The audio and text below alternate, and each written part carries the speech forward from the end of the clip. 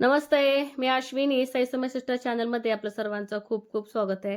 सगळ्यात आधी सगळ्या ताई दादांना ना खूप धन्यवाद. सई आपल्या परीला ना इतक्या छान छान शुभेच्छा दिल्यात वाढदिवसाचं, ते आमच्यापर्यंत खरंच मनापासून येऊन पोचलं. खरंच खूप मनापासून सगळ्या ताई दादांना धन्यवाद.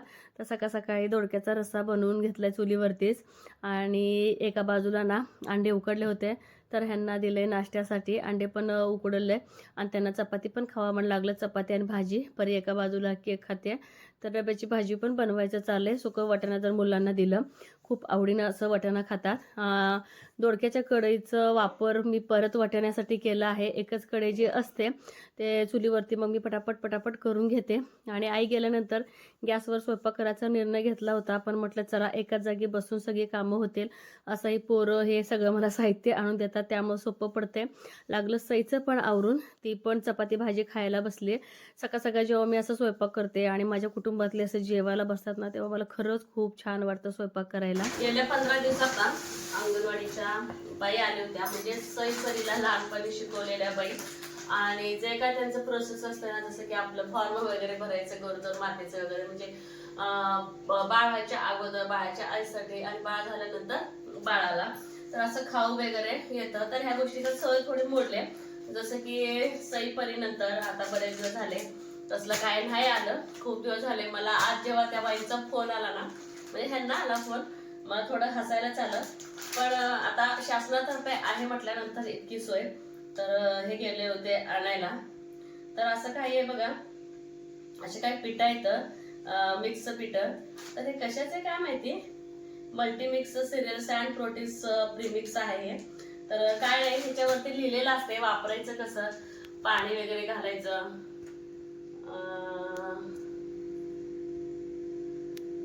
गरम गरम पाण्यामध्ये फक्त आहे असं हे ना साहित्य घालायचं ह्याच्यामधलं, तुम्हाला किती खायचं ते.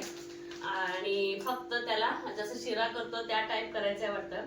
तर याच्यामध्ये गहू, चणा डाळ, परत सोयाबीन आहे, मका, तांदूळ, साखर आणि तेल. हा तेल पण मिक्स आहे, म्हणजे आपल्याला आईला आणि परत बाळाला परत व्यवस्थित प्रोटीन मिळावं म्हणून असं एक आलेलं आहे बघा हे फूड. तर यांनी सकाळीच मला आणून, सकाळी म्हणजे 1 वाजताच आणून दिलं होतं. मी बघितलंच नाही, कारण की पूर्ण काम वगैरे व्हायला 1-1:30 वाजले. ब्लॉग वगैरे टाकत आणि थोडंसं थकवा येतो आणि आभाळ इतकं आलं ना, आम्ही एकदम जडजड झालं. जेवण करायला मला 1:45 वाजले. तिथून फक्त थोडीशी असं झोप काय नाही, पण थोडंसं पाठ ठेकावं वाटतंय. तर म्हटलं आता ह्यात काय आहे बघा. तर ह्यात पण सेम तेच साहित्य, सगळं तेच आहे. खाद्य तेल, चणा डाळ, गहू पीठ, तर सगळे अशी पीठच आहेत वाटतं सेम. तर हे पण तसंच करायचं. मला आता माहिती आहे, परी ट्राय करण्यासाठी मला म्हणणार आहे की आई, तर हे असं करून बघ, महिन्यातून 7 वेळा करायचं, म्हणजे 7 वेळा तरी हे करून खायचंय. म्हणजे महिन्यात म्हणजे पीठ संपवायचंच आहे, असं काहीतरी आहे. एकदा करून बघायचं, कोणी जर कर म्हटलं तर. सगळं सेम कसं काय काय माहिती. तर हे पण सेम साहित्य बघा ह्याच्यावरती पण. आणि पहिले ना सईपरीच्या वेळेस आम्ही जेव्हा लहान होतो, आमच्या वेळेस वगैरे शाळेत सुकडी द्यायचे. मला वाटतं बघा, जेव्हा आणत होते ना सई वगैरे अशी वाटी घेऊनच खात होती मी. नको फोडू म्हणत होते, व्यवस्थित असेल तर नसेल तर असं म्हणून, पण पोरींना आवडतच होतं. तर हे पण सगळं मिक्सच आहे, सगळे सेमच पीठ आहेत हे. म्हणजे खायची ही महिन्याला मिळत असतं का कसं हो हे? काहीतरी लागायला लागलंय. फोडू नको काय? अरे बाबा, तूर डाळ आहे खिचडीचं तूर डाळ आहे. बघूया. अरे बापरे, हे मिक्स आहे. तर इकडे तर तुम्हाला दाखवते. आज परी कर म्हणेल मला. तर काय नाही, हे त्याच्यामध्ये बघा तयार हळद आहे, मीठ आहे आणि तुरीची डाळ. जसं की ते फ्रोझन असते बघा, बहुतेक त्या पद्धतीचं आहे. हे नव्हतं आधी ना, हे नव्हतं. त्याच्यामध्ये बघा तांदूळ, तूर डाळ, सोयाग्रीन, मसाला मिक्स, मोहरी वगैरे, कढीपत्ता सकट सगळं आहे, काहीच करायचं नाही. हे पण गरम पाण्यामध्ये फक्त मिसळून घ्यायचं आहे आणि बंद कंटेनर मध्ये 20-25 मिनिटे शिजवा आणि गरम गरम खाऊ. आज हे आपण संध्याकाळी ट्राय करू. तर सगळं आहे याच्यामध्ये, काही सुद्धा घालायची गरज नाही, फक्त उकळत्या पाण्यामध्ये एक 5 शिट्ट्या देऊन बघायला काय हरकत आहे. सईपरला पण पौष्टिकच आहे, माझ्यासाठी पण पौष्टिकच आहे. तर हे मात्र पहिल्यांदा आलंय मला. हे नव्हतं सैपरीच्या वेळेस काय आहे ते. आणि हे पण प्रीमिक्सच आहे आपलं, ह्याचं खिचडीचं प्रीमिक्सच आहे. पण हे खायला काय हरकत नाही. आणि तांदूळ पण मला असं राशनचं तांदळासारखं वाटत नाही. तांदूळ पण चांगलं तांदूळ आहे, जरा बऱ्यापैकी तांदूळ आहेत, कोलम मधूनच आहे. पण हे पण प्रीमिक्सच आलेलं आहे. आता मला असं खाऊ 3 वर्ष मिळणार आहे.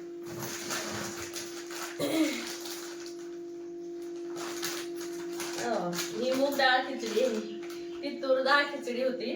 तर हे मूग डाळ खिचडी आहे. तर ह्याच्यामध्ये पण सगळं साहित्य आहे, सगळं कढीपत्ता सकट सगळं आहे. याला पण काही करायची गरज नाही. याला पण नुसतं ना उकळलेल्या पाण्यात शिजवायचे, कुकरच्या 5 शिट्ट्या. तर मूग डाळीची खिचडी बनवून खायचं आहे.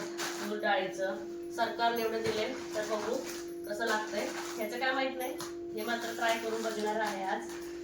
तर हे पण, तर माझ्याकडे ना दुपारी काट्या आलते बोलायला. त्यांच्या देखत त्यांनी पिशवी आणली होत्या ना, तर काय आणले विचारलं. त्यांनी म्हणजे त्यांच्या सुनाला ना असंच सेम ह्या पद्धतीचं आणि साखर डाळ वगैरे काय काय काय काय सांगितलं होतं. थोडंसं वेगळं झालं. हे पण सईपरी आला, उद्या परवा बघू, ट्राय करू. आज खिचडीचं फोडलंय आणि करून खायला काय हरकत आहे. तर अशा पद्धतीचं खूप दिवसांनी मला असं खाऊ आलेलं आहे. पूर्वी अन्न आणायचे आमचे गावात येताना, अन्न पांढऱ्या पिशवीत आणायचे. तर ह्यावेळेस त्याने आले. चला, तर मला शेळीला ना थोडंसं वैरण पाणी करायचं आहे बाहेरचं, सईपरी यायच्या अगोदर. दरवाजाचा आवाज ऐकल्यावर चुळूबुळू चालूच होते. येताना मी प्लेट आणले होते, सकाळी वांगी बघितले बरेच, आणि तुम्हाला दाखवते. जिथं मी धुणं भांडी करते, पैशाचा पाऊस कसं पडतो की नाही, तसा आपल्या सध्या पालांचं सीझन चालू. दिवसभर कितीही झाडा तुम्हाला असं दाट थरामध्ये दिसणार आहे. ते पण सगळं मला स्वच्छ करायचं आहे, त्याशिवाय चेन अजिबात पडणार नाही मला. ह्यावेळेस ना थोडंसं तुरीच्या अडकणं टाकते शेळ्यांना. तर हे अडकण्याना पहिल्या वाया जायचे थोड्याफार, म्हैस असताना खायची. पण आता शेळ्या आहेत, त्यांचं पण पोट भरतं. आणि शेळ्यांचं ना अगदी आवडतं खाद्य हे. आले आणि नंतर 6 वाजता शेळ्या त्यांच्या जाग्यावरती बांधतो आतमध्ये, आणि त्यावेळेस वैरण टाकतो. काय ग बाई, पाणी पिली ना तू? थांब अंगावर यायचं ना. चल तिकडे या जाईल.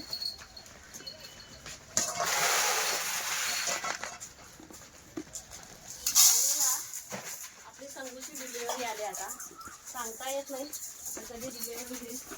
मला वाटतं संक्रांत होऊन देते का नाही माहित नाही. मला तर असं वाटतंय मनापासून आई आल्यानंतर डिलिव्हरी व्हावं.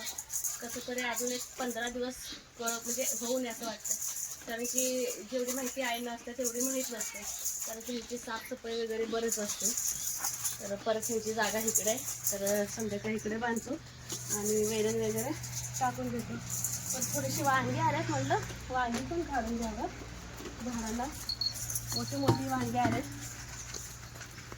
तर प्रत्येक झाडाला 1-2 अशी वांगी आले.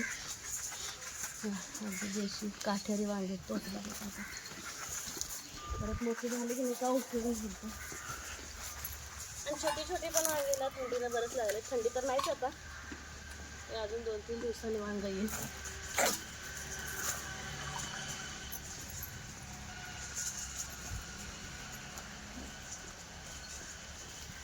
शेवग्याची शेंग बाहेर आहेत ना, 2-3 वाजता दिसतात मोठी ठेवतो. ते पण ह्याच्याकडून काढून घ्यायचं.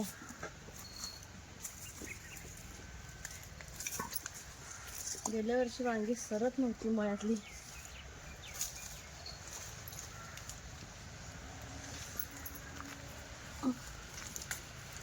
तर बरीच वांगी लागले, तिकडे पण लागली वांगी.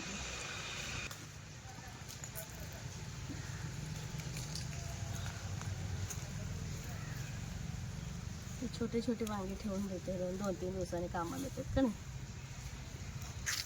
तिथं आहे मोठं. कुठं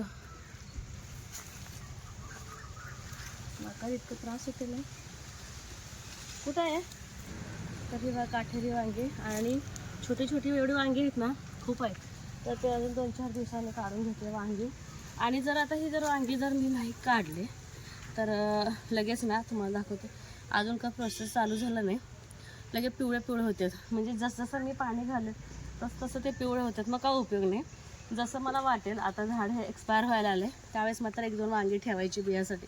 कारण की जशी वांगी लावली एकही वांगं ना अजून किडकं वगैरे काही निघालं नाही. अगदी चांगलं असं वांगं आहे.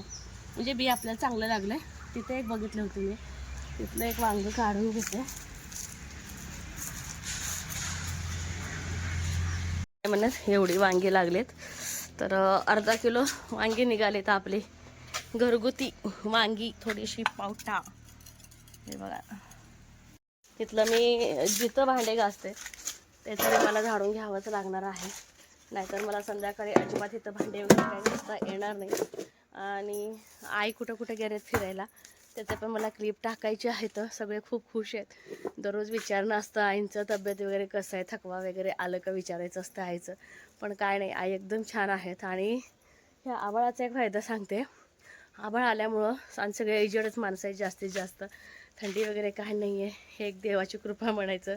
शेवटी रामालाच काळजी आहे. इतक्या म्हणजे वयस्कर माणसं आपल्याकडे भेटायला यायला लागल्यात ही गोष्ट तर छान वाटलं मला. आणि आज आईंना पण फोन करायचं राहिले तर झाडत मी आईंना पण फोन करून विचारणार आहे. सकाळी भजन वगैरे असतं त्यामुळं मी केलंच नव्हतं.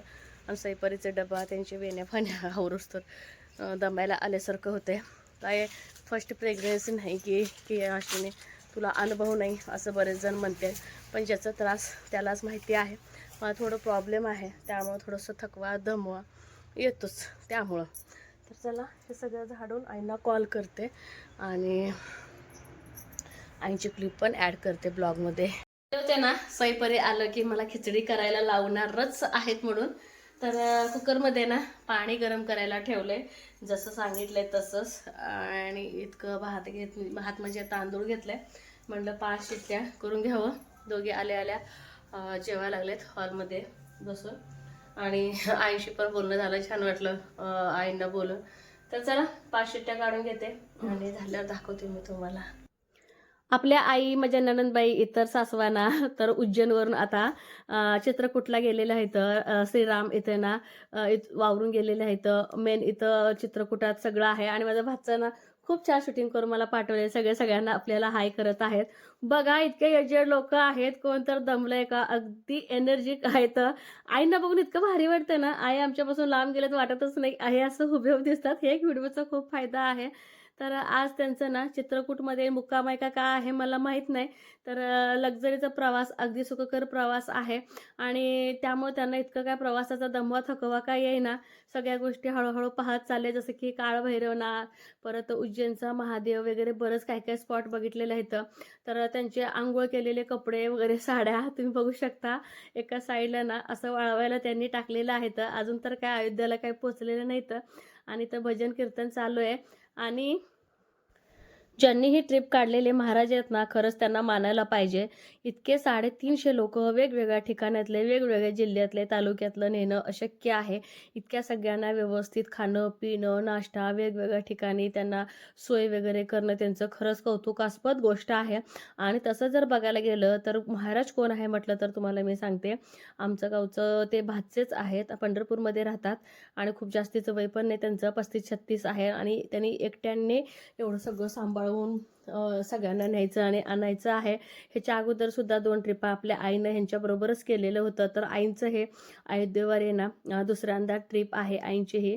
आणि बघू शकता कपडे वगैरे वाळवायला कसं सगळ्या बायका टाकत आहेत. कसं ओळखून आपापले कपडे घेतात देव जाणो.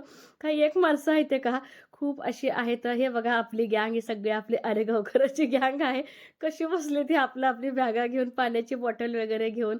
आणि थोडंसं मला वाटायला लागलं थंडी वगैरे सुटायला लागली की काय, कोण स्वेटर घातलंय कोण स्वेटर घातलं नाही. आणि जिथं जाईल तिथं ना भजन कीर्तन हेच ऐकायला आपल्याला मिळणार आहे. कारण प्रत्येक ठिकाणी ना देवस्थानाच्या धार्मिक ठिकाणी हे चालले जाणार आहेत आणि चालले आहेत म्हटल्यानंतर भजन कीर्तन तर झालंच पाहिजे. ती तर आपली संगत जोड आहे. त्याशिवाय माणूस ना एकटं वाटणार आहे. ह्या ट्रिपमध्ये भजन कीर्तनाची संगत असेल तर ह्यांना करमणूकपणा आहे. आणि मला वाटते सकाळचं वातावरण असणार आहे. अगदी कोवळं कोवळं ऊन आहे. सगळ्या बायका अगदी कोवळं उन्हाला असं बसलेलं आहेत. थोडी का होईना पण ट्रिपमधले थोडे प्रसंग तुम्हाला दाखवण्याचा एक अट्टास आणि प्रयत्न चालू आहे.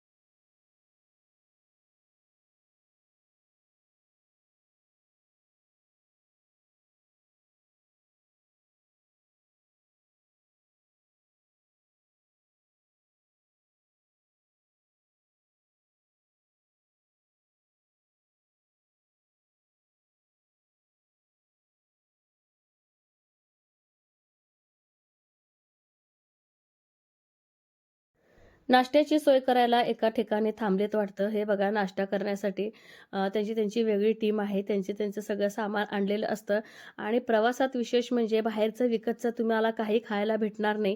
स्वतःचं अन्न स्वतः शिजवून खाणे असं आहे. त्यामुळं ना घरचं अन्न खायला ह्यांना भेटणार आहे. अगदी साधं सोपं.